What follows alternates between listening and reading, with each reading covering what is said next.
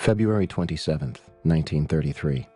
At 9:27 p.m., a massive fire erupts inside the Reichstag, Germany's House of Parliament. Marinus van der Lubbe, a 24-year-old half-blind Dutch communist, is found half-naked behind the building and arrested on sight. After an interrogation and trial, Marinus is beheaded 3 days before his 25th birthday.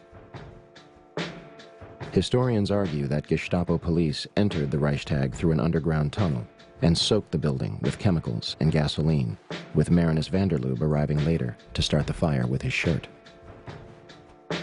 Later that evening, Adolf Hitler and Hermann Göring meet in front of the flaming debris to round up a list of communists and execute them that same night. The next day, Hitler passed the Reichstag fire decree, which suspended most civil liberties and banned publications considered unfriendly to the Nazi cause. Hitler then takes Nazi control of the German parliament, passes the Enabling Acts, and begins his invasion of neighboring countries, starting with Poland.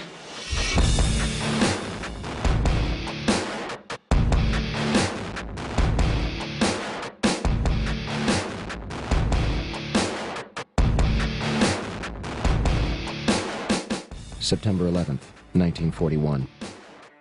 Ground is broken at the Pentagon in Arlington, Virginia, and construction begins. December 7th, 1941. The Imperial Japanese Navy attacks the Pacific Fleet of the United States Navy at Pearl Harbor in Oahu, Hawaii.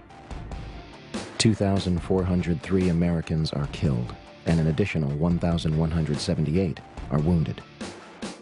Although Roosevelt received multiple warnings indicating that an attack was imminent, he withholds this information and informs his commanders that negotiations with Japan are underway. The Pearl Harbor Investigating Committee hears the testimony of Admiral Kimmel, who was Navy head at Pearl Harbor at the time of the Jap sneak attack. We needed one thing.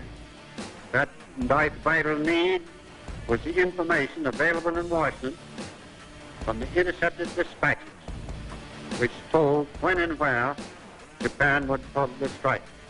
I did not get this information. A number of government investigations concluded that there was considerable foreknowledge of the Japanese plans. Roosevelt declares December 7th an unprovoked and dastardly attack, an act of war between the United States and Japanese Empire, and asks for carte blanche to enter World War II.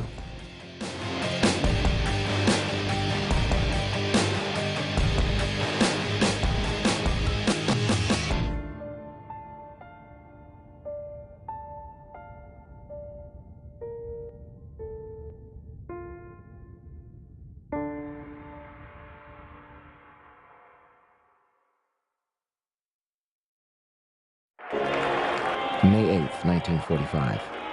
Nazi Germany formally surrenders to the World War II Allied forces.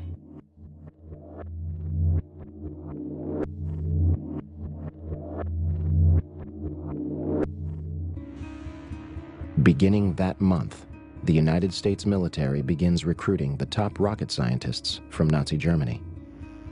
The project, known as Operation Paperclip, eventually included more than 100 individuals for the purpose of advancing America's technology. July 16th, 1945. The Manhattan Project, a joint effort between the United States, United Kingdom, and Canada to develop strategic nuclear weapons, culminates with a detonation in New Mexico, nicknamed the Trinity Test. The detonation was equal to 19 kilotons of TNT and left a crater of radioactive glass 10 feet deep and 1,000 feet wide. A variation of this bomb would later be used on 2 cities. Hiroshima, Japan. 70,000 people are instantly killed as a result. The bomb completely obliterated 1 square mile and started fires across almost 5 square miles, leaving almost nothing at the epicenter. 75% of the city was either heavily damaged or destroyed, and approximately 100,000 people died from radiation poisoning in the years that followed.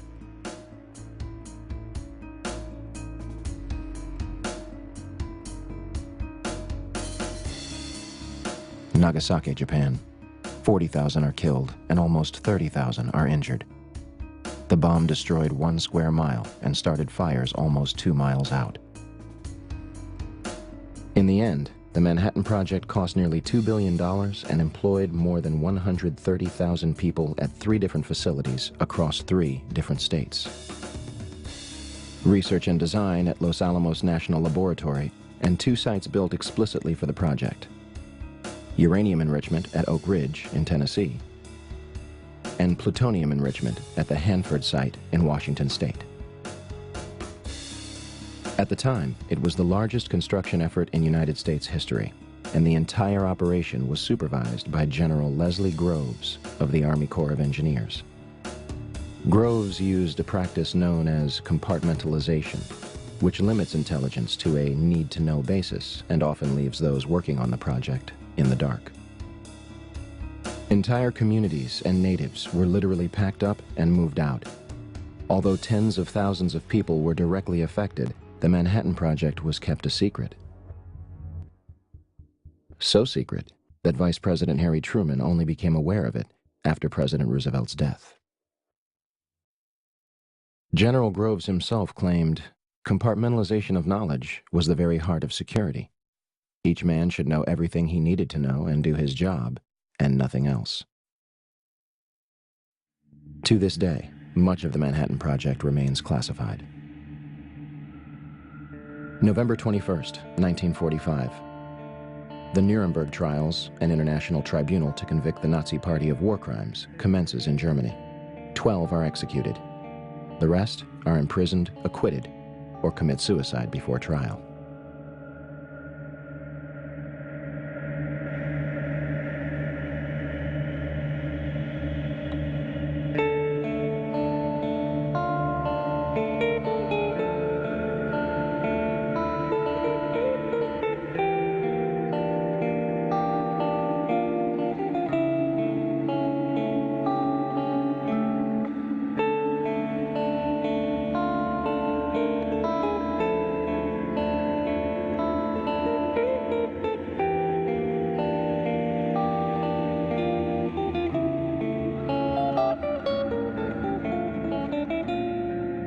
And here is the presidential jet, U.S. Air Force number 1, printed on the side, and the crowd begins its cheer, which you can't hear. The car is now turning onto Elm Street, and it will be only a matter of minutes before he arrives at the trademark. I was on Simmons Freeway earlier, and even the freeway was jam-packed with spectators waiting their chance to see the president as he made his way towards the trademark. It appears as though something has happened in the motorcade route. Something, I repeat, has happened in the motorcade route. There's numerous people running up the hill alongside Elm Street, there by the Simmons Freeway.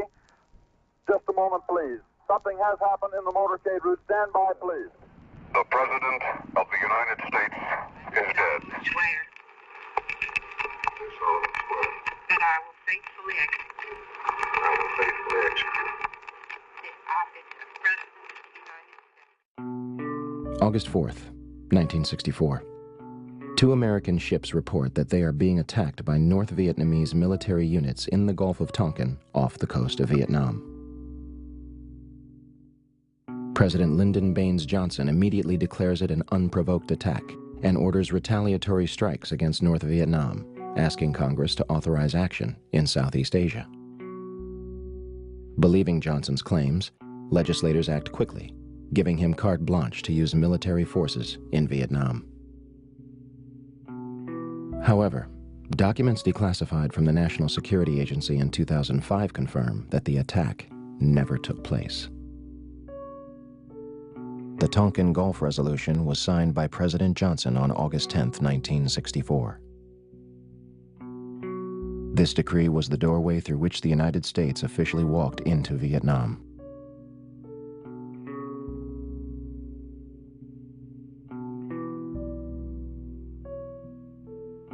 In March 1968, while on a not very routine mission, a very hard, bitterly fought search and destroy mission in a free fire zone of South Vietnam, a place called Pinkville near Quang Ngai in the northern part of Vietnam, the Army says that a platoon led by a First Lieutenant William L. Calley Jr., a 26-year-old combat veteran.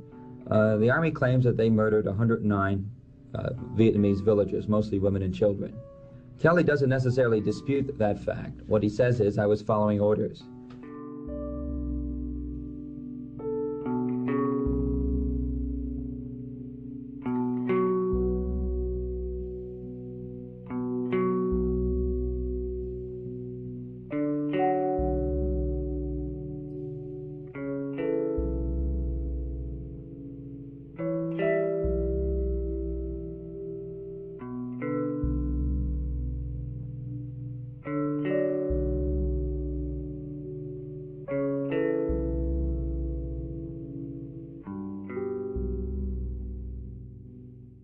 September 2000. The Project for a New American Century, a neoconservative think tank whose members include Dick Cheney, Donald Rumsfeld, Paul Wolfowitz, and Jeb Bush, releases their report entitled Rebuilding America's Defenses. The report calls for a massive overhaul of the United States military and encourages fighting and winning multiple theater wars.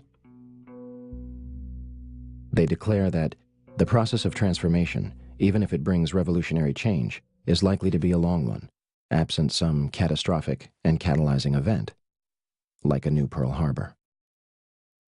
17 of the project's participants would later take positions in the next White House administration.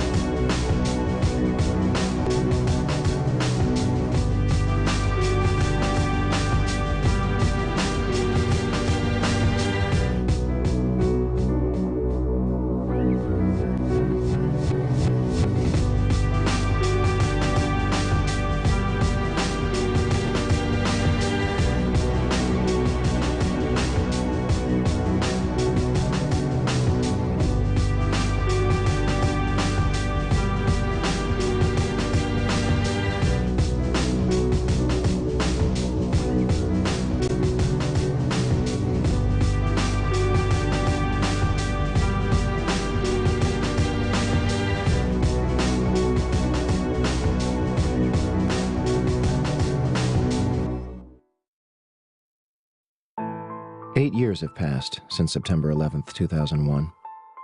Although the World Trade Center is slowly being rebuilt, the family members and survivors are far from rebuilding the lives which were shattered on that fateful day. The 9/11 Commission, the official investigation into what happened, published its findings and closed its doors 3 years prior. Yet questions still remain in the minds of many.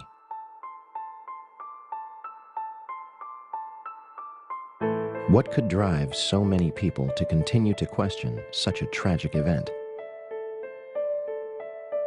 The events of 9/11 were used to shape the Bush administration's entire foreign and domestic policy. If the details of the events are proven to be a lie, then the authenticity of the Bush administration's entire tenure should be in question. So we're going to take another look at September 11th, beginning with those reportedly responsible for the attacks.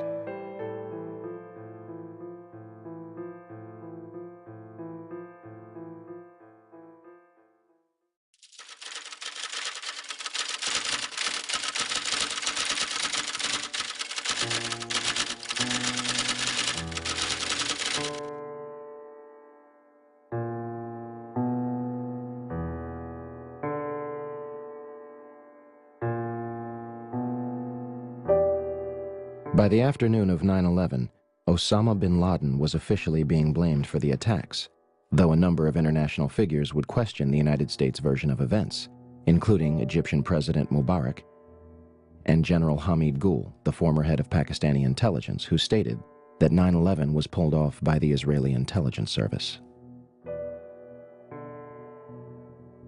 On September 16th, bin Laden officially denies responsibility on Al Jazeera television. Regardless, Bush claims he wants bin Laden dead or alive, and the CIA is dispatched to Afghanistan to bring back his head in a box. On December 13, 2001, the Department of Defense releases a videotape allegedly discovered in a house in Afghanistan. Osama bin Laden discusses the attacks, but does not take responsibility.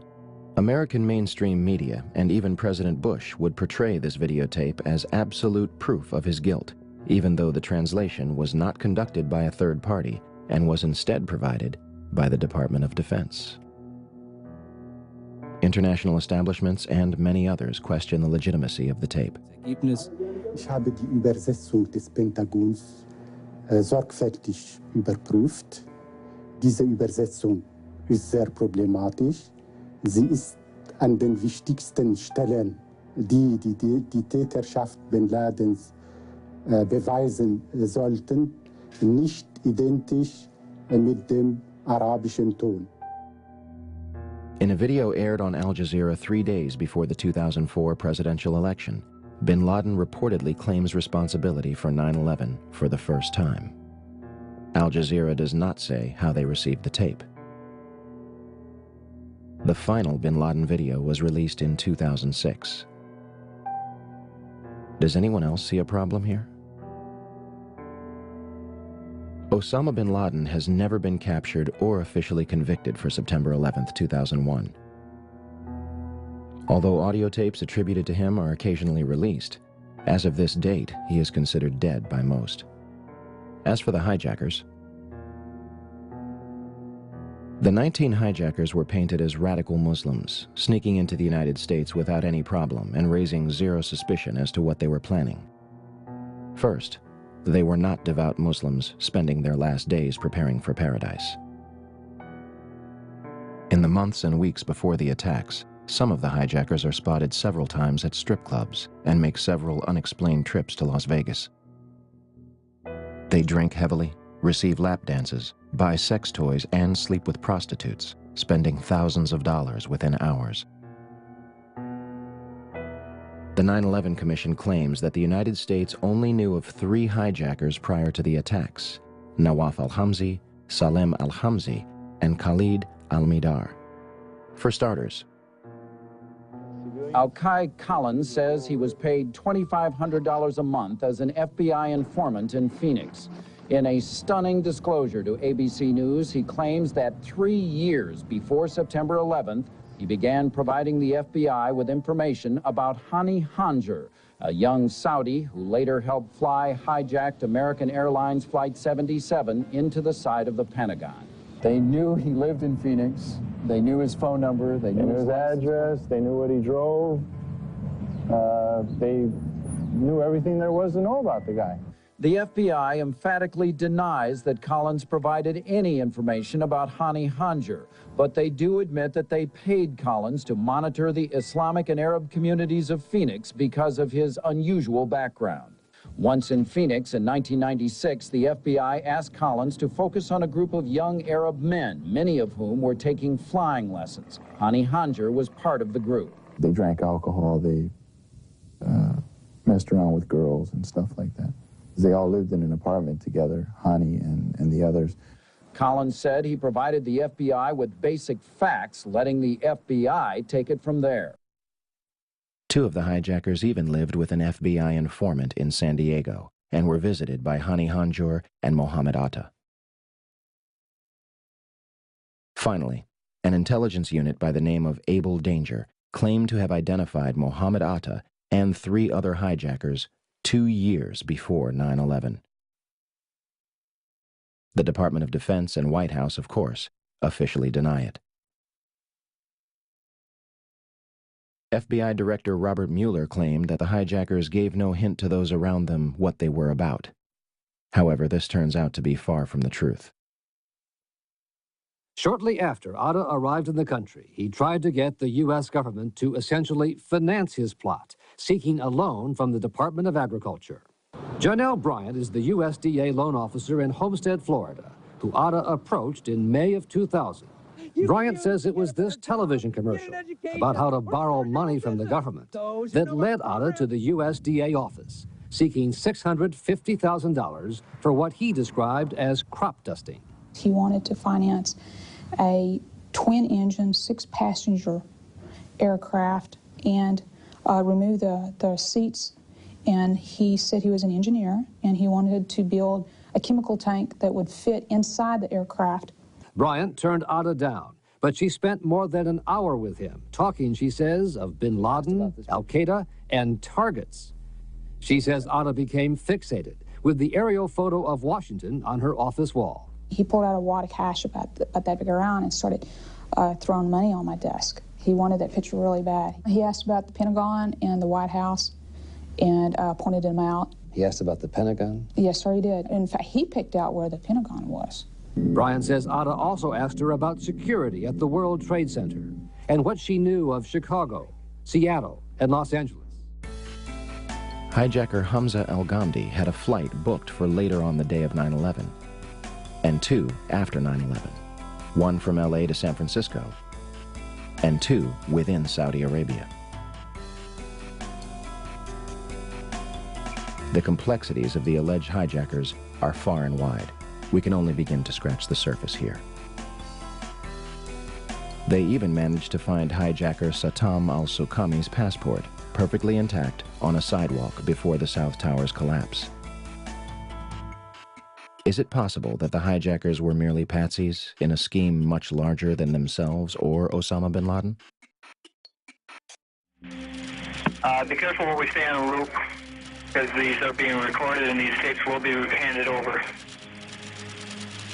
Everybody copy that? CC copy. I'm glad I'm not flying today. Don't worry, Jim. We'll carjack you on the way home. Between September 2000 and June 2001, the Federal Aviation Administration, FAA, would send fighter jets to intercept errant aircraft 67 times. Interceptions were routine and usually occur within 10 minutes of a sign of trouble, such as losing radio contact and transponder signal or flying off course. On September 11th, we are told that 4 commercial airliners were off course and out of communication, and not one of them could be intercepted. Never did in anybody's thought process about how to protect America did we ever think that the evildoers would fly not 1, but 4 commercial aircraft into precious U.S. targets. Never. Steve, I don't think anybody could have predicted that these people would take an airplane and slam it into the World Trade Center, take another one and slam it into the Pentagon. Nobody in our government, at least, and I don't think the prior government could envision flying airplanes into buildings on such a massive scale. But that turns out not to be true. U.S. military planners did envision and practice those very scenarios. As reported by USA Today, North American Aerospace Defense Command, NORAD, conducted exercises with fighter jets, simulating hijacked planes flown into the World Trade Center in the 2 years before the attacks. Pentagon planners also envisioned the attack on the Pentagon 5 months before it happened. According to this April 2001 Pentagon email, Air Force officials wanted a war game, having a terrorist group hijack a commercial airline and fly it into the Pentagon. The idea was to check response times to launch fighter jets. But according to the Pentagon email, the plan was ultimately rejected by senior Pentagon officials as too unrealistic. Still to come are questions, big questions, about NORAD's response on the day of the attack. Why, despite all the exercises and the planning, Peter, jet fighters were not in place anywhere near New York or Washington. Quite an amazing story. Many thanks, Brian. Brian Ross. One of the drills executed prior to September 11th was called Amalgam Virgo. It was conducted in the beginning of June 2001 and simulated a series of successful terrorist attacks. Its purpose was to focus on unconventional threats like the hijacking of a commercial airliner, which would be crashed into the capital. One part of the exercise involved a Haitian AIDS victim who makes a deal with the Colombian drug cartel to crash a private jet into Tyndall Air Force Base in Florida in order to secure funding for AIDS patients. They even wrote up a suicide note for him. NORAD would deliver scripted messages from the FBI to controllers participating in the war games. And guess who was on the proposal's cover? Osama bin Laden. The second part of the exercise, which was planned before 9/11 but not executed until 2002, involved 2 Delta planes with actual pilots on the flight deck. FBI agents hijacked the planes and diverted them to secure locations. The FBI claims it has no records regarding this exercise. In fact, multiple war games were underway on 9/11 itself. But before we cover those, on the morning of September 11th, President Bush was in Florida to promote an education policy. At approximately 8:30 a.m., he left his hotel and headed for Booker Elementary School in Sarasota. Before entering the building, he was aware a plane had struck one of the Twin Towers. In fact, Bush claimed more than once that he saw the first strike live on television. This is impossible, unless President Bush saw something the public has not. Video of the first strike was not broadcast until later that evening. Minutes after Flight 175 strikes the South Tower, Chief of Staff Andrew Card leans into President Bush's ear, whispering and walking away. And President Bush continues to listen to My Pet Goat.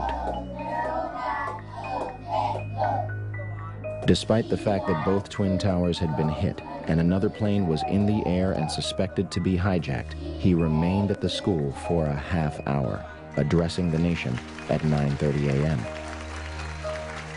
How could the Secret Service allow this? President Bush's itinerary had been public knowledge since September 7th. The only way Booker Elementary could not be considered a target was if the Secret Service knew for a fact that it wasn't. With that being said,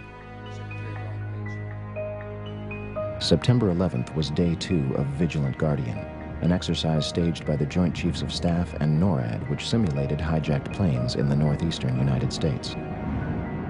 It did so by placing inputs onto the screens of military controllers at the Northeast Air Defense Sector in Rome, New York, known as NEADS.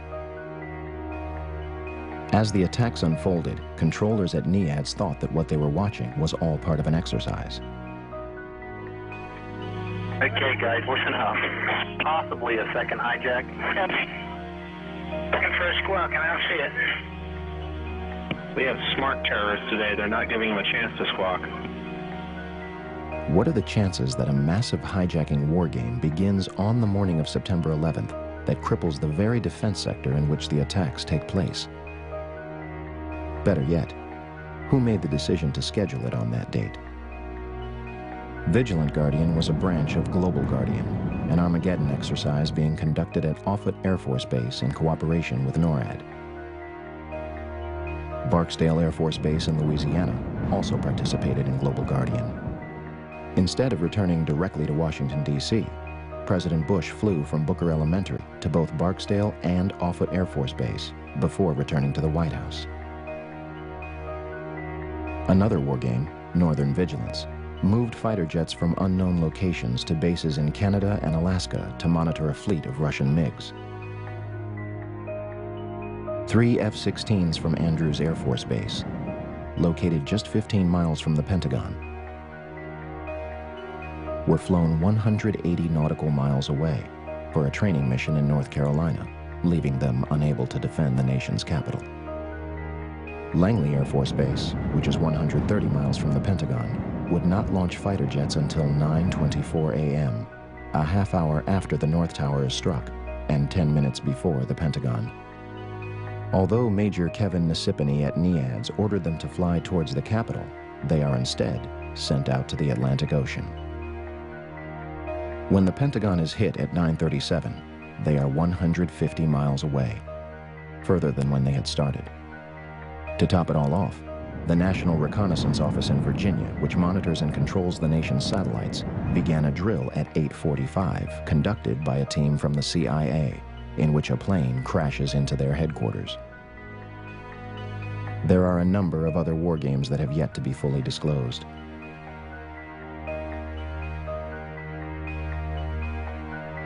So, let's review. On the morning of 9/11, the United States military is conducting war games in which fighter jets are flown out of the country, planes are crashed into buildings, and hijacked planes go in and out of radar, leaving military controllers confused regarding whether the events were real or an exercise. What a coincidence. Okay, and we're trying to locate any information as far as the location where he is currently on mode 3. Do you have any information whatsoever? I do not. Hold on one second. Here, let me hold on. You heard that, right? Yep. You. Oh, children, stop. Huh. Come on, New York.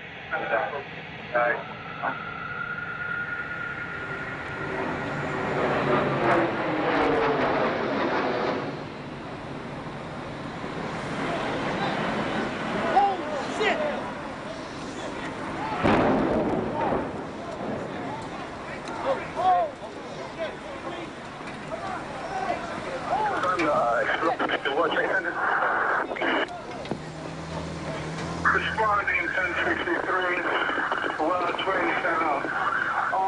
Listen, Central, be advised from my location now, I see heavy smoke coming from the building of the World Trade Center.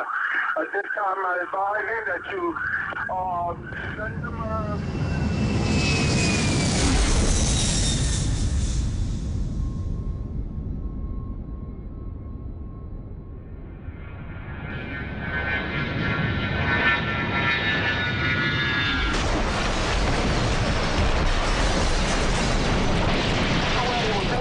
200 people stuck in the airplane, went in on the other side of the World Trade Center, plane number 2. Information headed towards Washington. Okay, let me tell you this. We were looking, we're also lost American 77.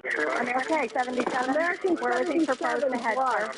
Excuse me? Where was he proposed to head, sir? Okay, he was going to L.A. also. He was also going to L.A.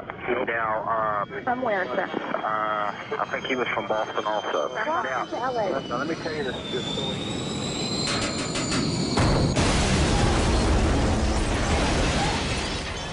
9:37 a.m., Arlington, Virginia.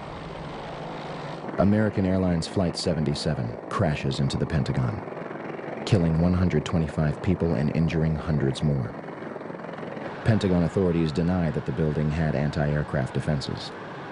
The FBI arrives within minutes, and the site is declared a federal crime scene, becoming their exclusive responsibility. The Pentagon initially denies that their cameras captured the crash. However, in March 2002, 5 images are released to the press, though the Department of Defense does not take responsibility for their release. For years, those 5 frames were the only public footage of the Pentagon attack. That changes in October 2004, when Scott Bingham files a Freedom of Information Act requesting videotapes that captured the impact of Flight 77. Special Agent McGuire of the FBI located a CD-ROM that contains copies of 2 recordings made by security cameras, released on March 16, 2006.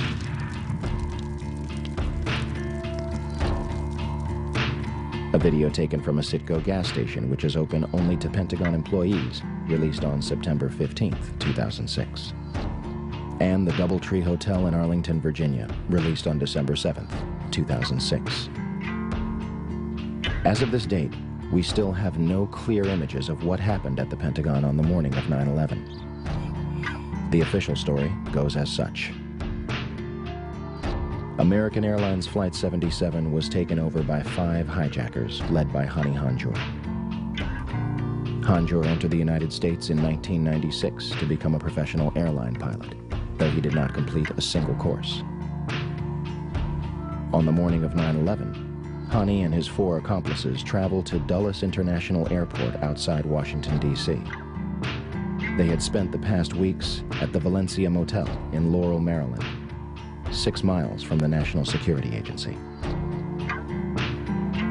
All 5 set off metal detectors and are subjected to additional screening. Yet, all of them proceed to board American Airlines Flight 77, which is described by the Washington Post as unusually light on passengers. Out of 188 seats, 64 would be filled.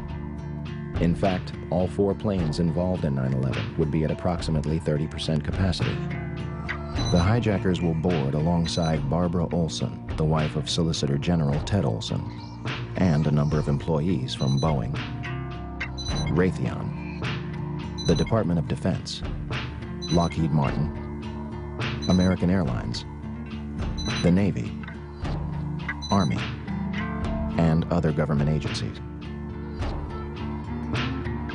The hijackers would have only moments to subdue both pilots, remove them from the cockpit, and retain control of the plane. Flight 77 is allegedly taken over without incident at 8:51. No mayday, no evasive maneuver, no sign of struggle. All commercial pilots are trained to send a 4-digit code, 7500, in the event of a hijacking. We are told that none of the 4 pilots on 9/11 did so. The plane soon after begins turning off course. Flight 77's transponder shuts off, and it disappears completely from radar. Flight 77 allegedly flies completely undetected back to Washington from the Kentucky-Ohio border, reappearing on radar screens at 9:32.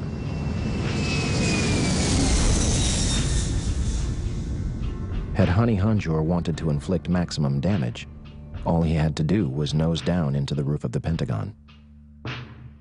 Instead, he begins a complicated 330-degree turn, dropping 7,000 feet and exposing himself for an extra 3 minutes while executing a maneuver described by experienced pilots as nearly impossible. In essence, an amateur pilot who was unable to control a Cessna in August 2001 executed this nearly impossible maneuver in a 757 with skilled precision a month later. Flight controllers at Dulles International Airport were convinced that the plane was a military aircraft. Todd Lewis is working radar at Dulles Airport. One of my colleagues saw a target moving from the northwest to the southeast. And it was just a countdown, 10 miles west. And she notified the supervisor. 9 miles west. But nobody knew that was a commercial flight at the time. Nobody knew that was American 77. What did you think? It was a military flight of some kind? I thought it was a military flight. I thought that Langley had scrambled some fighters and... It was almost a sense of relief. This must be a fighter. Maybe one of them got up there. It was really moving fast. It was moving very fast, like a military aircraft might move at a low altitude. This must be one of our guys, sent in, scrambled to patrol our capital. The 757 allegedly descends over a Sheraton Hotel, Navy Annex, and Citgo gas station before crossing Washington Boulevard. 5 light poles are struck and knocked out of the ground. One reportedly strikes a taxi. Flight 77 manages to hit the only section which was reinforced to withstand a terrorist attack.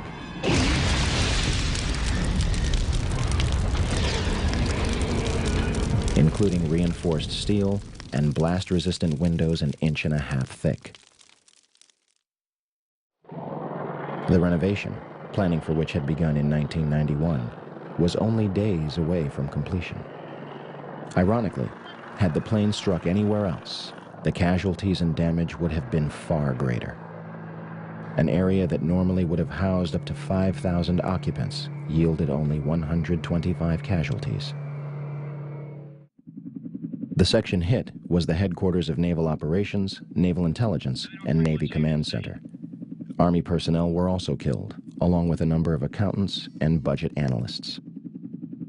The Arlington County After Action Report states that important budget information was in the damaged area. So what was left of Flight 77? Not much. These pictures were taken before the roof of the Pentagon had collapsed.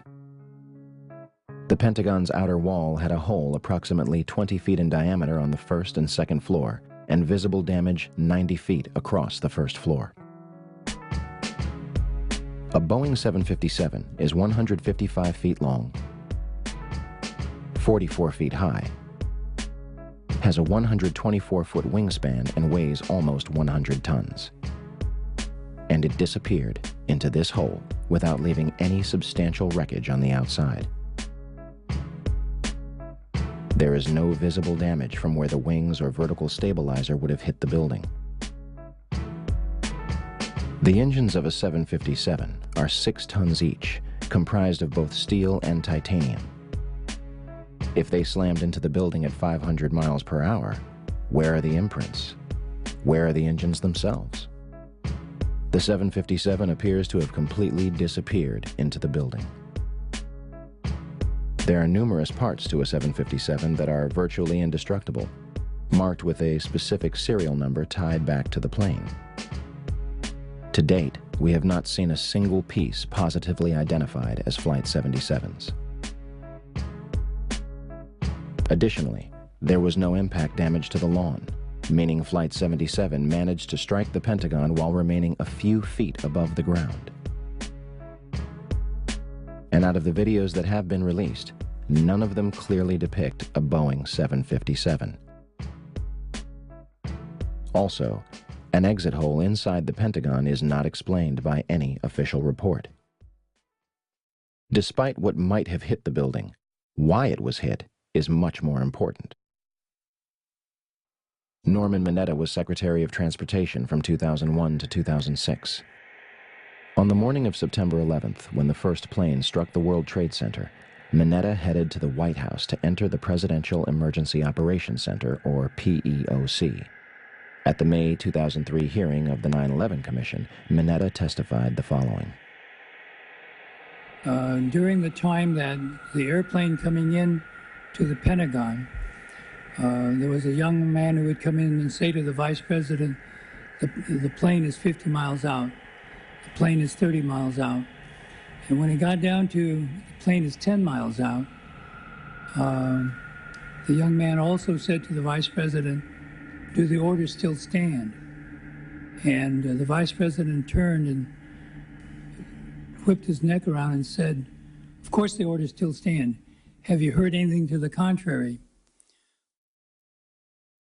However, the 9/11 Commission concludes that Dick Cheney did not reach the PEOC until 9:58, more than half an hour later.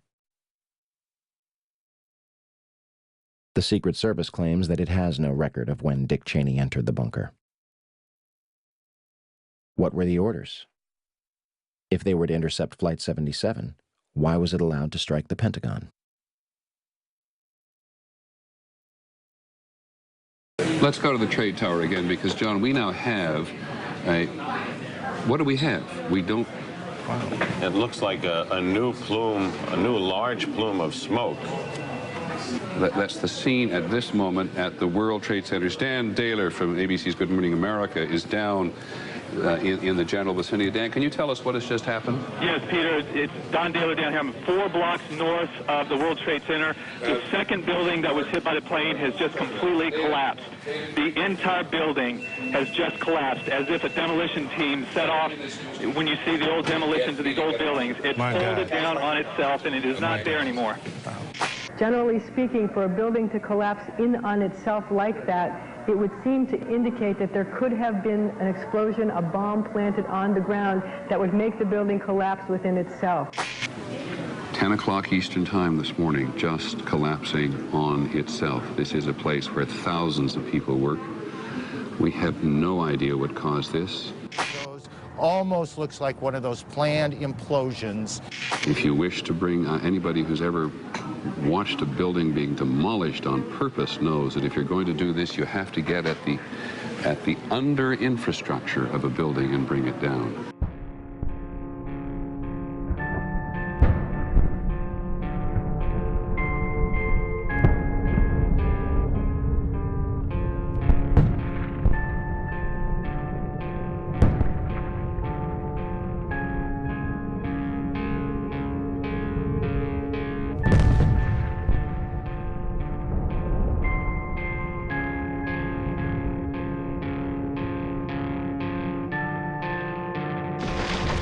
(9:59), New York City, New York. The South Tower of the World Trade Center collapses to the ground in approximately 10 seconds. 29 minutes later, the North Tower follows suit, collapsing in approximately 10 seconds. Later that evening at 5:20 p.m., World Trade Center Building 7, a 47-story skyscraper 300 feet from the North Tower, suddenly collapses. The official explanation is that falling debris from the North Tower created a series of fatal fires inside the building. If this is true, it would be the third steel-framed skyscraper in history to collapse due to damage and fire. The first two would be the Twin Towers. August 5th, 1970. One New York Plaza, a 50-story office building, burned for over 6 hours between the 32nd and 36th floors. It did not collapse. February 23rd, 1991. One Meridian Plaza, a 38-story skyscraper in Philadelphia, burned for 18 hours across 8 floors. It is later described by officials as the most significant fire of the century. It did not collapse. May 4th, 1988. First Interstate Bank, a 62-story skyscraper in Los Angeles, California, burns for almost 4 hours, destroying 4 floors and damaging a 5th. It was one of the most destructive fires in United States history. The building did not collapse. Even the Twin Towers survived a number of fires. First, a series of fires in 1975, one of which was described as fighting a blowtorch. Then, another in 1999 on the 104th floor of the North Tower.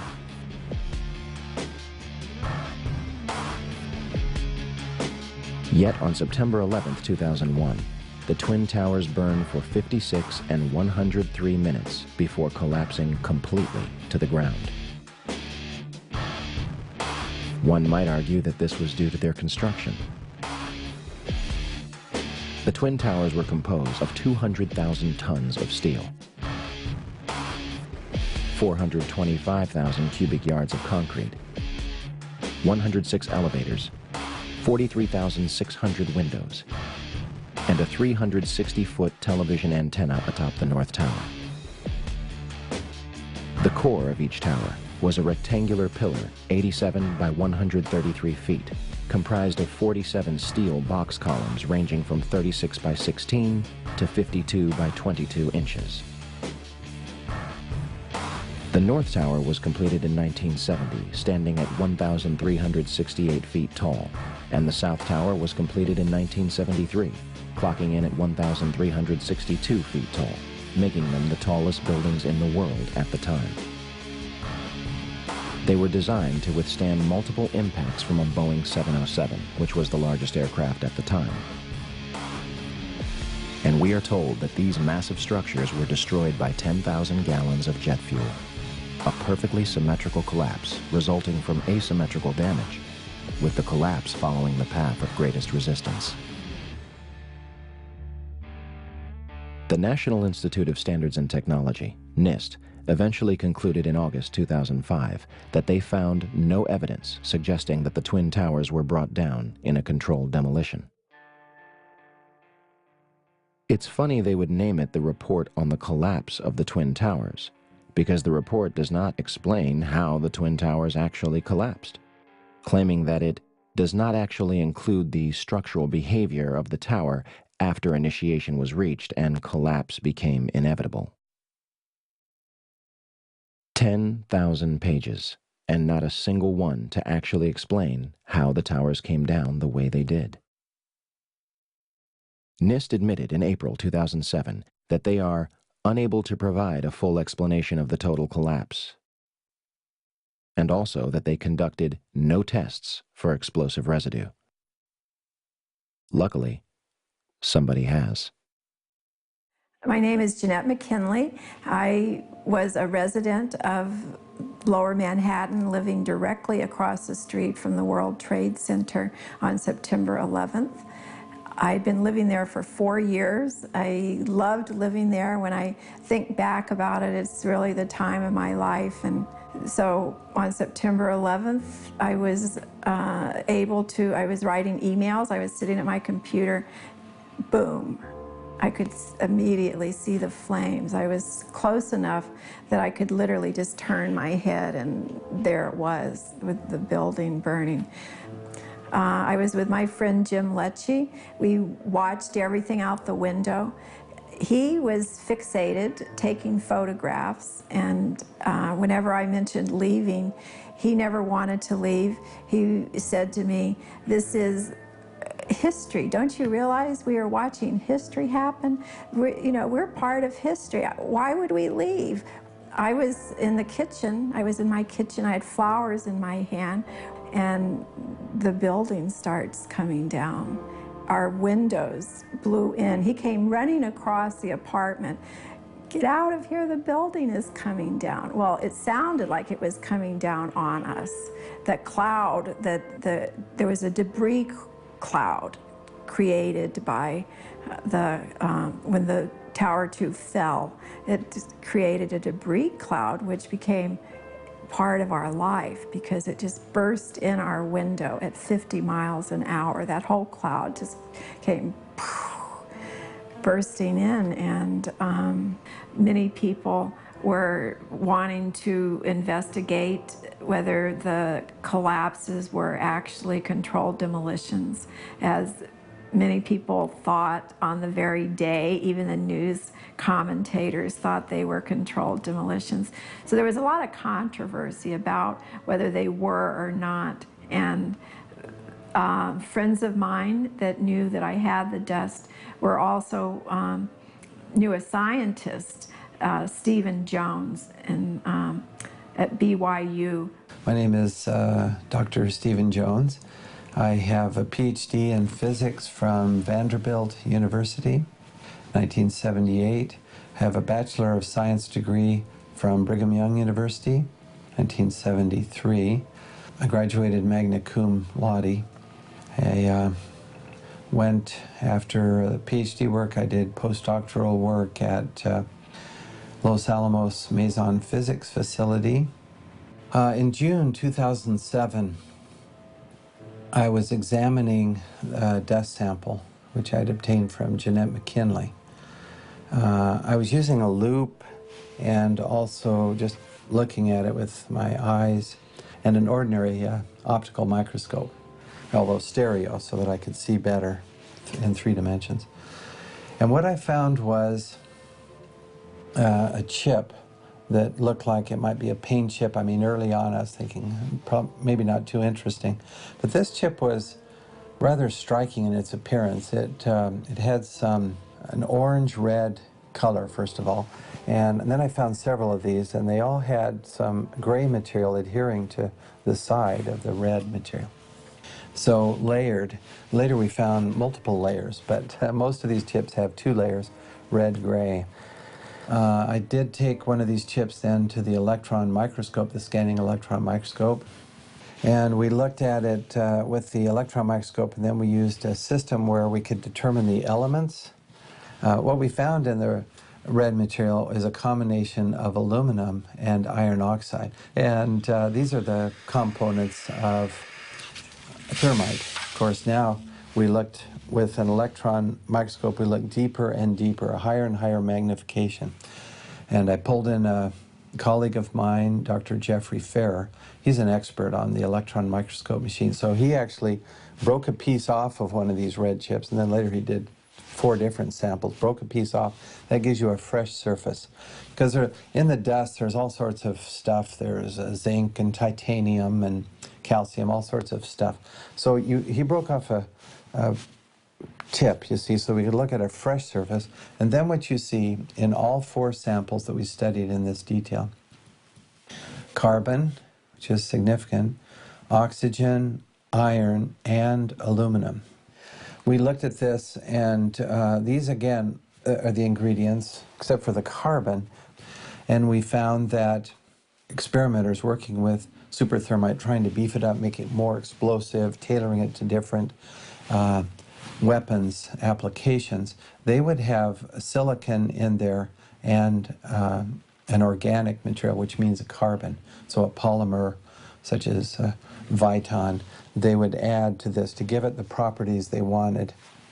So that fit. Now, see, that was surprising to me to see silicon and carbon, but then we find in the literature that's what these guys are doing in the weapons labs, Livermore and Los Alamos.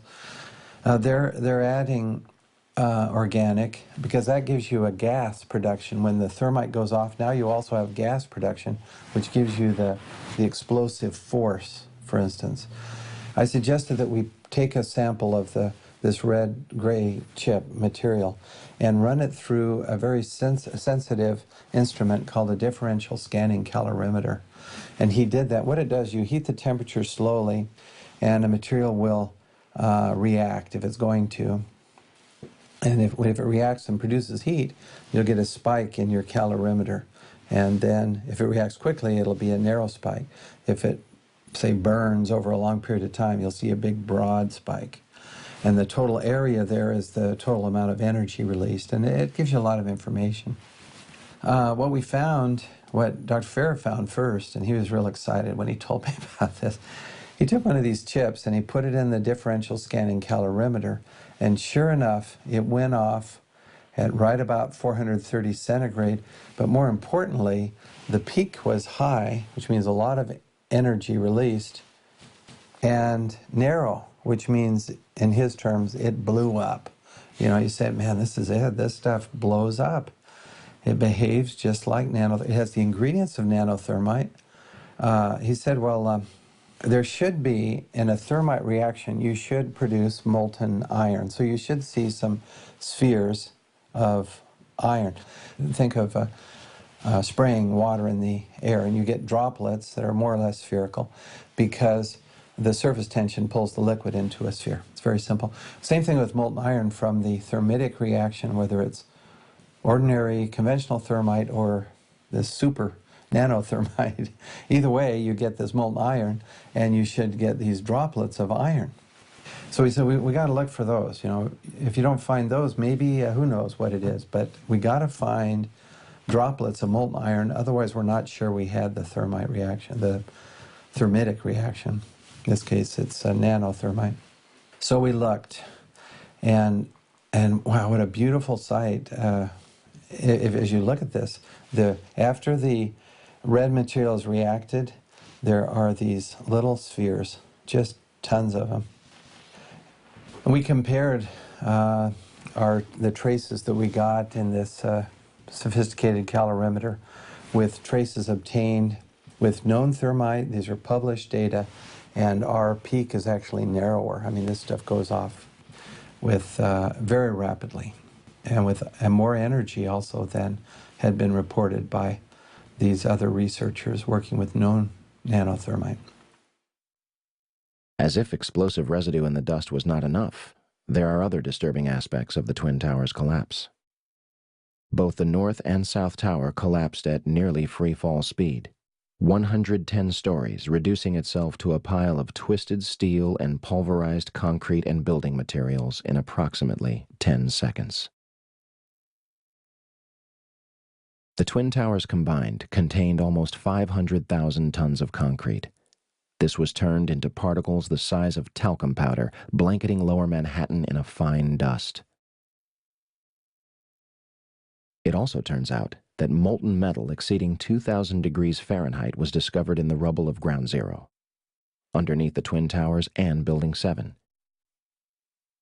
Firefighters, emergency workers, police, officials, even Rudy Giuliani testified to these massive temperatures. Even after heavy rain on September 14th and 21st, a constant stream of fire retardants and water described as creating a giant lake, these fires were not put out until December 13th, 2001, making it the longest burning structural fire in history. If one were going to bring down the Twin Towers in a controlled manner, you would have to simultaneously sever the 47 central support columns at the base of the building. Maybe that's why a large number of eyewitnesses reported massive explosions at the base of the Twin Towers, some before the planes had even impacted the building. In fact, large amounts of white smoke appear at the base of the South Tower just minutes before its collapse. Do you still think that jet fuel brought down the Twin Towers? In almost all the videos of the collapses, violent ejections appear 20 to 60 stories below the demolition wave. Here,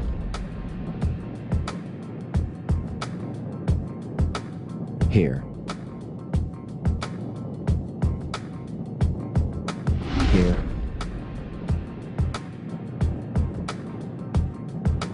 here, and here.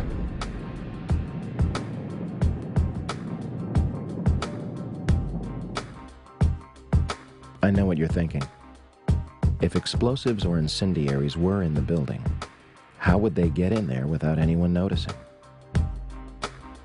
A December 2000 assessment of the World Trade Center recommended immediate renovation work on the steel columns contained within elevator shafts of both Twin Towers. Turner Construction, a company located on the 38th floor of the North Tower, was selected to do the job. Turner's CEO at the time was Tom Leppert, who had personal ties to George W. Bush and Carlos Gutierrez, Secretary of the Department of Commerce. The Department of Commerce is in charge of NIST, an agency that may sound familiar. Turner Construction also did fireproofing work on the very floors that were struck by Flights 11 and 175. Of course, all documents pertaining to Turner's work on the Twin Towers were destroyed on 9/11. In addition, President Bush's brother, Marvin, was on the board of directors at Securicom from 1993 until fiscal year 2000. Securicom, later known as Stratesec, was an electronic security company backed by Kuwait American Corporation, which provided security for United Airlines, Dulles International Airport, and from the early 1990s up to 9/11, the World Trade Center. According to the Port Authority, there are no records pertaining to the work that the company performed on the World Trade Center. So, a company with ties to the government agency that eventually investigated the collapse was responsible for doing renovation work inside the Twin Towers, and the building's security was run by a company with family ties to President Bush. And we have no records to prove what they did inside the buildings. Nothing suspicious there. I often get asked, well, exactly how did they use this nanothermite in the buildings? It's as if there are people just trying to cast doubt, as if you can't explain everything, you have nothing. That's, of course, absurd. We have found explosive, unexploded, but explosive material in the dust. Now the next step is to find out who did it. So in other words, we've done the forensic CSI-style science. Now we need the criminal investigation to go along with that, to find out who could have made the stuff, first of all, and then who did make it. And then from there we can find out who ordered it being made and why. If only we could have examined the steel from the World Trade Center.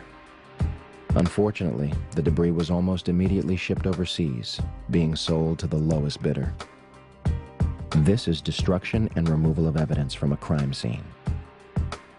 Family members and engineers were outraged at the decision and demanded that the steel be preserved for investigation. Bill Manning of Fire Engineering magazine publicly labeled the cleanup at Ground Zero a half-baked farce. Yet the operation continued until the site was officially clear on May 30th, 2002.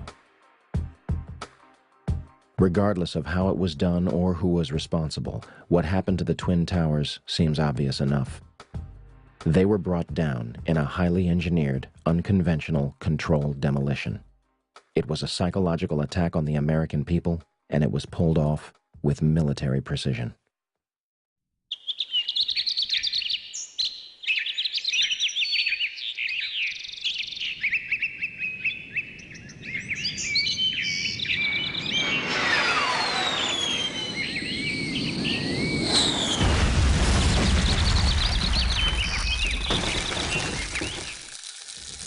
(10:03 a.m., Shanksville, Pennsylvania.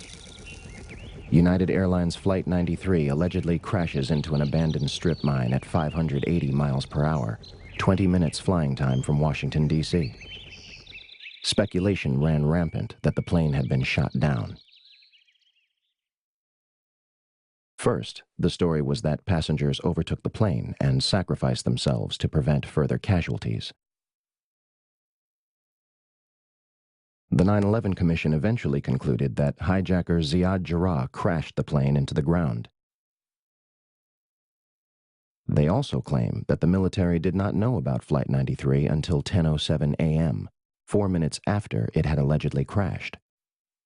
So, what trace was left of Flight 93? Yeah, we want to take our viewers live to Shanksville, Pennsylvania. Our Brian Cabell is standing by. This, of course, is the site where United Airlines Flight 93 crashed on its way from Newark to San Francisco, crashed on Tuesday. And I understand in this investigation there's some breaking news. Brian, what can you tell us? Well, Darren, in the last hour or so, the FBI and the state police here have confirmed that they have cordoned off a second area about 6 to 8 miles away from the crater here where this plane went down. This is apparently another debris site, which raises a number of questions. Why would debris from the plane, and they identified it specifically as being from this plane, why would debris be located 6 miles away? Could it have blown that far away? Seems highly unlikely. Almost all the debris found at this site is within 100 yards, 200 yards away. So it raises some questions. We don't want to over-speculate, of course. It seems to me from covering a number of plane crashes on the scene that, if nothing else, you can say this is not typical for a plane crash to be spread across an area this large. It certainly doesn't make sense because most of the debris has been found in a very compact area within 100 yards, 200 yards, maybe a little beyond that. And then all of a sudden they're telling us 6 miles away they have another concentration of debris. They say it's very small pieces. Most of these are very small pieces. Most of the pieces here are no bigger than the size of a briefcase, they say, and the pieces 6 miles away maybe even smaller than that.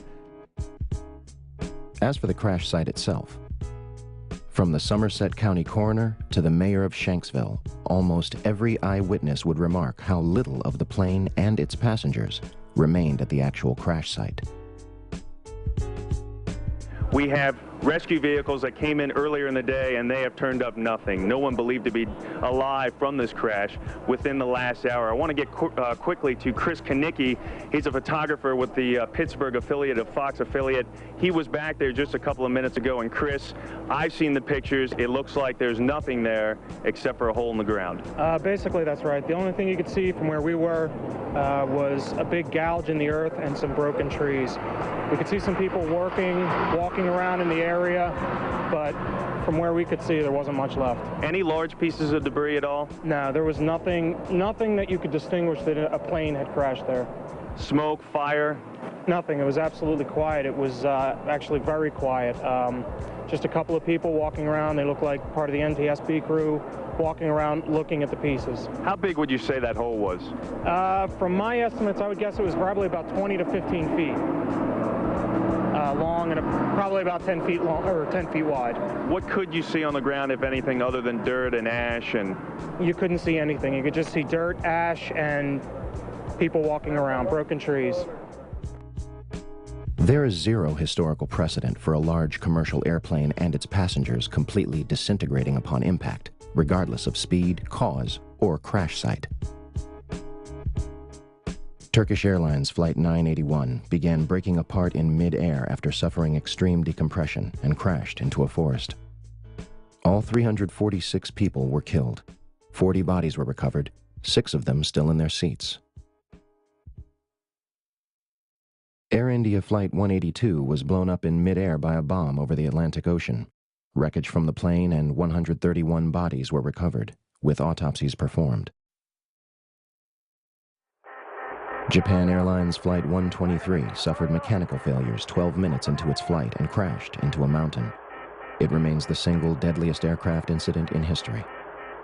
Wreckage and even 4 survivors out of the 500 passengers were recovered. Those are just 3 examples. And yet, on September 11, 2001, we are told that a 757 crashed into a field and left virtually no identifiable wreckage or passengers. The Department of Environmental Protection also reported in October 2001 that no trace of jet fuel was found in groundwater or soil at the crash site. Flight 93 allegedly crashed with over 5,000 gallons, 37,500 pounds of jet fuel left. How is this possible? In 2006, during the trial of the alleged 20th hijacker Zacarias Moussaoui, the FBI provided a batch of evidence that allegedly survived a catastrophic crash in near-perfect condition. Among the exhibits were a red bandana, a Kingdom of Saudi Arabia driver's license, John Talagnani's driver's license, and flight attendant C.C. Lyle's personal effects, including her driver's license and Marriott hotel card. Although a 757 managed to obliterate itself upon impact, fragile material known as paper and fabric managed to survive nearly without a scratch. The FBI also releases pictures of an engine and 2 pieces of fuselage. It is unspecified where those were found. What really happened near Shanksville, Pennsylvania on 9/11 remains a mystery. But one thing seems clear. A 757 did not crash intact into a field in Shanksville, Pennsylvania.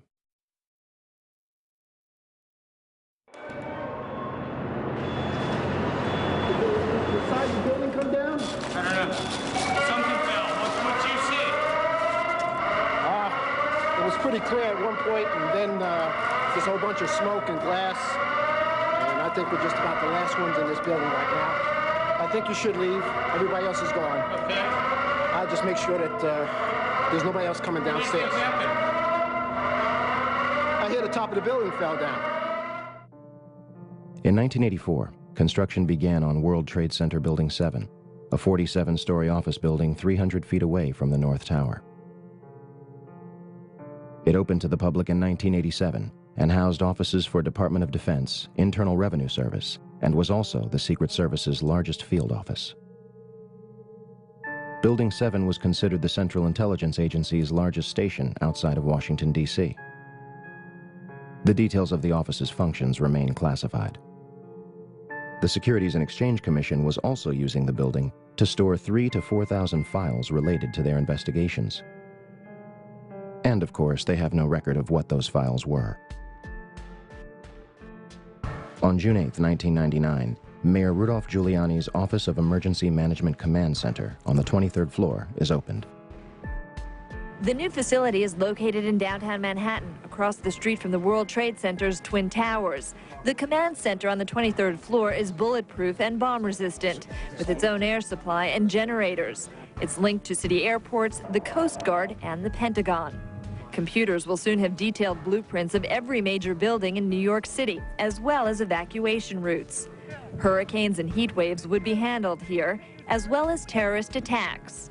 Though New York officials say their facility is not impenetrable, they're confident it could handle even the worst crisis imaginable. Deborah Fayerick for CNN, New York. On the morning of 9/11, before the first plane strikes the North Tower, Building 7's alarm system was unexpectedly placed on test status at 6:47 a.m. for a scheduled period of 8 hours. This normally occurs during maintenance, and any fire alarms from the building were to be disregarded. After the second plane strikes the South Tower, Building 7's power was deliberately shut off and its tenants evacuated.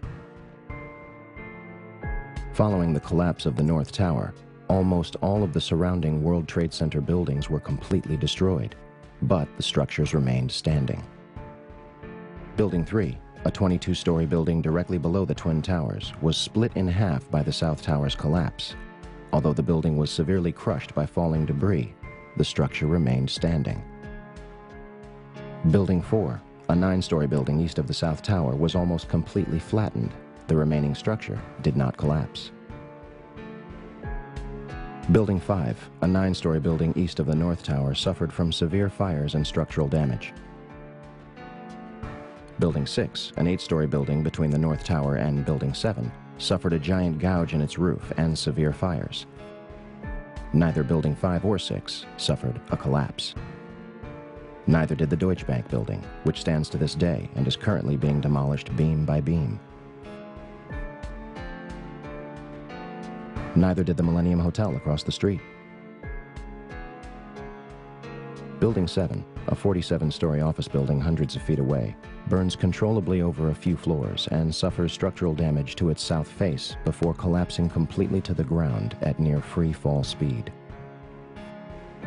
The collapse of Building 7 was rarely reported on the day of and after 9/11. Yeah, it's very strange that was not even hit by a jet, and yet it falls very rapidly and essentially straight down into its footprint. Although the collapse of Building 7 was clearly a phenomenon and further investigation was needed, the building's steel was removed from the site and destroyed. No pieces were recovered from the debris for analysis. However, FEMA's volunteer investigators revealed after their limited studies that some pieces of steel from the rubble of Building 7 experienced something never before seen in an office fire. Some pieces of steel had large holes burned through them, evidence that a high-temperature corrosive material had formed and burned through the beams, suggesting temperatures of over 1,000 degrees Celsius were present. But what the Worcester Polytechnic Institute scientists reported was that steel, as they looked at it, using similar methods to what we've used on the red gray chips. These are electron microscope methods and X-ray EDS methods. They found high temperature, indication of very high temperatures, oxidation and sulfidation, sulfur in the steel. Yet, this phenomenon will not be mentioned again, either by FEMA or other agencies investigating the collapse. Now let's fast forward to August of last year, 2008. NIST finally came out with their preliminary report. Now, it's very interesting. They ruled out diesel fuel fires. They said it is due, and they also ruled out any type of fatal damage from the towers collapsing, particularly the North Tower, which is across the street, Vesey Street, I think. And so there's some damage, sure, but they ruled out it was not fatal, and it did not contribute to the initiation of the collapse. That's what NIST says, and I agree with that. When questioned at a public comment session after the draft's release, NIST was forced to acknowledge that the collapse of WTC-7 experienced a period of freefall for 105 feet. That is acceleration at 32.2 feet per second squared, which is just dropping a ball in a vacuum, and that's how fast it accelerates. Finally, in their final report, they have this agreement, having been with Chandler and with my comment also, that there was indeed acceleration, not just constant speed, and acceleration at the acceleration due to gravity. In other words, free fall. And they even mentioned free fall for about 105 feet. That's about 8 stories. Now that means, according to what they had previously said in August, which is correct, earlier, August 26th, nothing is in the way of the roof. Nothing. Now you can see in the videos there's a lot of floor is still intact as the roof is It's moving as a block. So somewhere down below, there's about 8 floors that have been obliterated. I mean, you can't just have the floors sitting there stationary, because that would be mass in the way, and that would slow this acceleration down. Nothing's in the way. The only way I can see how to do that is with controlled demolition, with explosives, to remove that. That's what you do in controlled demolition. You get all this material out of the way, then the upper block travels at close to free fall. In this case, at free fall. It's really amazing. It's funny Stephen would mention explosives and material being removed. 2 eyewitnesses independently claimed to news channels on 9/11 that they experienced an explosion inside the lower levels of Building 7. The first one is Michael Hess, who went on to UPN 9 News around 11:59 a.m. Oil refineries in Louisiana. And we have Frank Uciardo back on the phone with us, Brenda, with some New York City officials. Frank, go ahead. That's right. I'm standing here right now just off Broadway by City Hall with Michael Hess, who is the city's corporation counsel. Mr. Hess, you were trapped in, I believe, 7 World Trade Center. Go ahead, sir. Yes, I was. I was up in the Emergency Management Center on the 23rd floor, and when all the power went out in the building, another gentleman and I walked down to the 8th floor where there was an explosion, and we've been trapped on the 8th floor with smoke, thick smoke all around us for about an hour and a half. But the New York Fire Department, as terrific as they are, just came and got us out.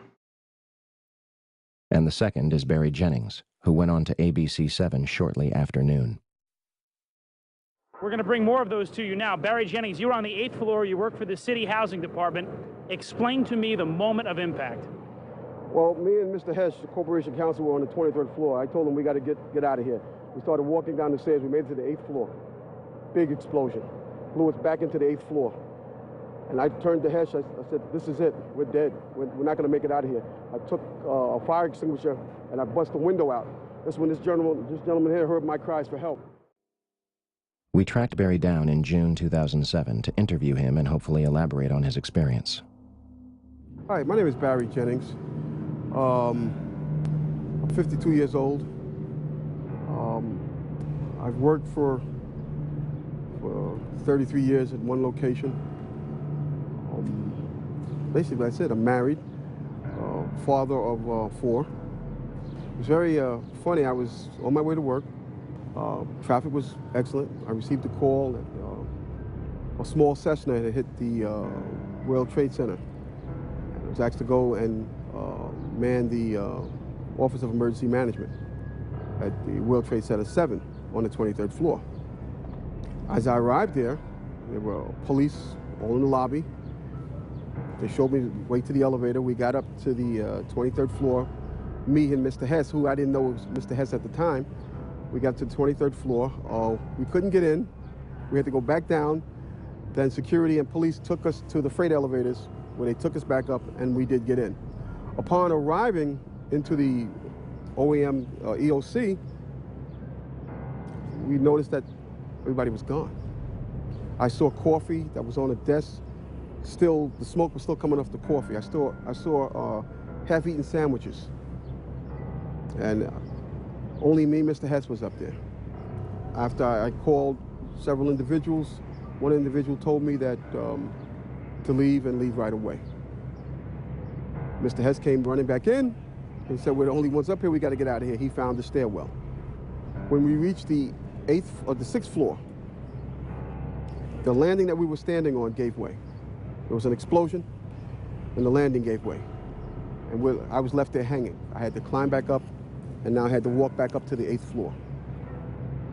After getting to the 8th floor, everything was dark. It was dark and it was very, very hot. Very hot. I asked Mr. Hess to test the phones as I took a fire extinguisher and broke out the windows. Once I broke out the windows, I could see outside below me. I saw police cars on fire, buses on fire. I looked one way, the building was there. I looked the other way, it was gone. I was trapped in there for several hours. I was trapped in there when both buildings came down. The firefighters came, they came to the window, and because I was going to come out on the fire hose. I didn't want to stay there any longer, it was too hot. I was going to come out on the fire hose. They came to the window, and they started yelling, do not do that. It won't hold you. And then they ran away. See, I didn't know what was going on. That's when the first tower fell. When they started running, the first tower was coming down. I had no way of knowing that. Then I saw them come back. Now I saw them come back with more concern on their faces. And then they ran away again. The second tower fell. So as they turned and ran the second time, the guy said, "Don't worry, we'll be back for you." And they did come back. This time they came back with 10 firefighters. And they kept asking, "Where are you? We don't know where you are." I said, "I'm on the north side of the building," because when I was on the stairs, I saw north side. All this time, I'm hearing all types of explosions. All this time, I'm hearing explosions. And I'm thinking that maybe it's the buses around me that were on fire, the cars on fire. I don't see no, but I'm still hearing these explosions. When they finally got to us, and they took us down to what they called the lobby, because I asked them, I said, when we got down there, I said, "Where are we?" He said, "This was the lobby." And I said, "You gotta be kidding me." It was total ruins. Total ruins. Now keep in mind, when I came in there, the lobby had nice escalators. It was a huge lobby. And for me to see what I saw, it was unbelievable. And the firefighter that took us down kept saying, "Do not look down." And I kept saying why. He said, "Do not look down." And we were stepping over people. And you can feel when you're stepping over people.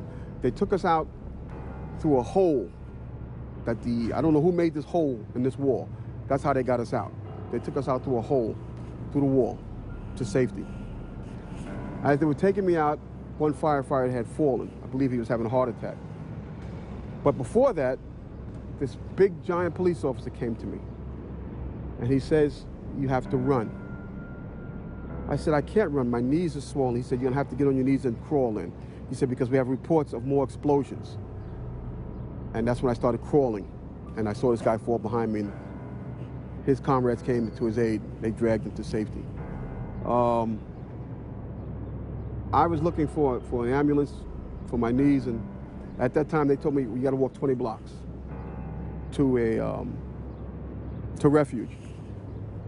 Before I got there, Eyewitness News grabbed me and started interviewing me. And that's basically it. This is where the story takes a turn for the worst. In late August 2008, comments began appearing on YouTube videos of Barry's testimony, claiming he had passed away on August 19, 2008. 2 days before NIST releases its draft report on WTC-7, which directly contradicts Barry's testimony and claims that no explosions occurred inside the building. They explicitly claim there were no witness reports of such a loud noise. To date, the only publicly available information is that Barry was in perfect health before suddenly being admitted to the hospital and subsequently passing away on August 19, 2008. A private investigator, when hired to investigate the disappearance of Barry Jennings, replied, "Due to some of the information I have uncovered, I have determined that this is a job for the police. I have refunded your credit card. Please do not contact me again concerning this individual." In conclusion, 2 men inside World Trade Center Building 7, a skyscraper that housed numerous government agencies whose duties are unknown to the public, are almost killed by an explosion before either of the Twin Towers fell. Although it is damaged far less than any other surrounding World Trade Center buildings, at 5:20 p.m., it collapses into its own footprint, experiencing 105 feet of freefall and barely damaging surrounding structures. And the official government report, which takes almost 7 years to write, says it was all due to fire. My mind is still there. That day I'll never forget. And the explanations that were given to me is totally unacceptable. Totally unacceptable. Because as I stated, I was there. I lived it. I lived through it. Actually, I thought I was going to die that day. Because me and Michael Hess did get on our knees and start praying when we saw that there was nobody coming, there was no hope. We did get on our knees and start praying. And then there was a fireman that shined the light and says, "Anybody in here?" Those are the sweetest words I ever heard. Is there anybody in here? And at that time, I told Mike, I said, Mike, you better get under the desk and pray to who you're going to pray to, because I'm going to pray to who I'm going to pray to, because it doesn't look like we're going to make it. And that's when the fireman came and saved our lives. When I got home, I sat down in front of the TV, and my wife said, why do you keep watching this? Why do you keep... I couldn't stop watching it. And that's when I found out Building 7 came down. I was so surprised. And I'm saying to myself, why did that building come down? And I knew why it came down, because of the explosions.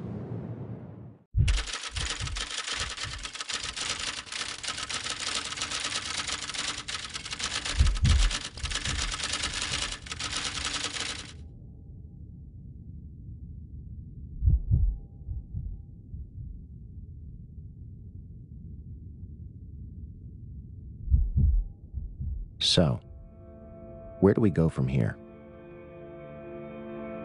Your reaction to this will be either an emotional one or a logical one. You will deny that these things are possible and insist that this information is ridiculous and go about your life. Or you will acknowledge a number of serious, glaring issues with the United States story of 9/11 and do your part to further a new criminal investigation into the day's events.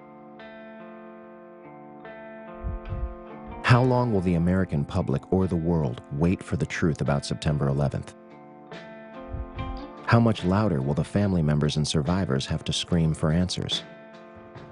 September 11th was not just a terrible tragedy that took the lives of thousands of innocent people. It was an American coup, a violent and aggressive seizure of power and a transformation of both foreign and domestic policy. The slaughter of civilians in broad daylight as a means of promoting an agenda. This is not a new concept. Meet Smedley Butler. His father was both a lawyer and a politician. He was elected to the House of Representatives in 1897. He joined the Army at the age of 16, and at the age of 48, he became the Army's youngest Major General. He was twice decorated with the Congressional Medal of Honor. In July 1934, Butler was approached by two men who offered him $30 million and the support of 500,000 troops and the mainstream media to lead a coup against President Roosevelt and remove him from office. Butler pretended to go along with it, eventually meeting with the main conspirators behind the plot. The DuPont family and leaders of U.S. Steel, Heinz, Standard Oil, General Motors, Chase National Bank, Goodyear Tires, and last but certainly not least, Prescott Bush himself, President George W. Bush's grandfather. The intention was to install a fascist regime like the ones in Nazi Germany and Communist Russia, in hopes of beating the Great Depression. Butler attempted to blow the whistle on the plot, testifying before a committee of House Representatives John McCormick and Samuel Dickstein. Want to guess what happened? The representatives believed Butler, but refused to pursue the people responsible. The media turned on Butler, calling his allegations a hoax, perfect moonshine, as one put it. President Roosevelt eventually cut a deal with the plotters, and nothing more came of it. America was hijacked on September 11, 2001. Not by Osama bin Laden and his al-Qaeda network with box cutters directed from a cave in Afghanistan, but by a group of tyrants, ready and willing to do whatever is necessary to keep their stranglehold on the United States of America.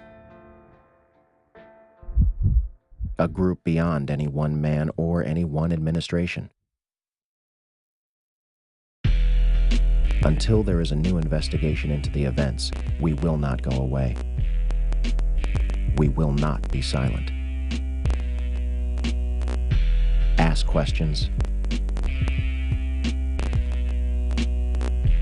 Demand answers. We show the towers for the ashes like they were laced with balls. And ever since we've been at war like Genghis, calm and fiendish for a fascist world state. An Orwellian nightmare will write a strip bare. Get prepared for the future of wiretaps. Cameras on every corner, black while the sharpshooters with scopes locked on ya. The Patriot Act has us watching our backs. They front like they're here to save us while they're on the attack. And we act like we didn't see it coming from a nation built by theft and genocide. Gunning down opposition, listen, worldwide is well known that America will eat its own. So long to what you thought was democratic. These times are catastrophic, cause war is a means to profit. Control and manipulate the masses, it's classic. Evil caskets, be full of people blasted. They lie, they scam, they cheat and steal. They plot, they fund, they act, it's real. They watch, they hunt, they punish and kill. Welcome to the aftermath. They lie, they scam, they cheat and steal. They plot, they fund, they act, it's real. They watch, they hunt, they punish and kill. Welcome to the aftermath. Ground zero, the launch pad for endless killing that Bush desperately needed to fool the millions into supporting an agenda to conquer the planet. I wonder how the children felt when the first bomb landed in Afghanistan. Operation Enduring Freedom was the first act of treason. Must I tell you the reason? Start reading and stop believing network news. They're concerned with making money, not telling the truth. Deep in the night, I'm turning and tossing, knowing cities are burning, lost in the silence of the empire's coffin. Over 1 million Iraqis murdered, human beings never to be seen again or heard of. Now who's next in the name of America, famous for heinous war acts? Vain, insane leaders feed us lies and ignore facts. But factors were smarter and stronger than what they hoped for. The war on terror, deceptive like Reagan's Coke War. They lie, they scam, they cheat and steal. They plot, they fund, they act, it's real. They watch, they hunt, they punish and kill. Welcome to the aftermath. They lie, they scam, they cheat and steal. They plot, they fund, they act, it's real. They watch, they hunt, they punish and kill. Welcome to the aftermath. 20 years from now, what will Americans be like? Slaves will behave to human beings with rights that we fight. We might still have a chance instead of hoping for change. We gotta advance, take a stance and be heard.